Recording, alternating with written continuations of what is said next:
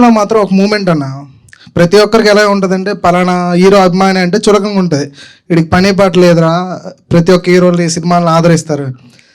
ప్రతి అభిమాని కూడా ఏదో ఒక పాయింట్లో తన హీరోకి అభిమాని అవుతాడు అనేది మీరు చూపించారు. మాటలు రాకపోతుంటే మాటలు ఎలా నేర్చుకోలే అన్నప్పుడు హీరో పాట వింటే అలా అలా ట్రై చేస్తూ అభిమాని అయిపోతాడు.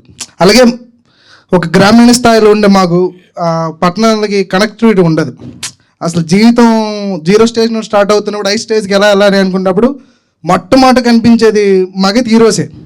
అలా ప్రతి హీరోకి ఏదో ఒక పాయింట్లో కనెక్ట్ అవుతామని చూపించారు అన్న సినిమా. చాలా సూపర్. అసలు ప్రతి హీరో అభిమాని గర్వపడేలాగా, మీ అభిమానిగా మేము ఇంకా గర్వపడేలాగా మాకు మంచి సినిమా తీసిచ్చారన్న.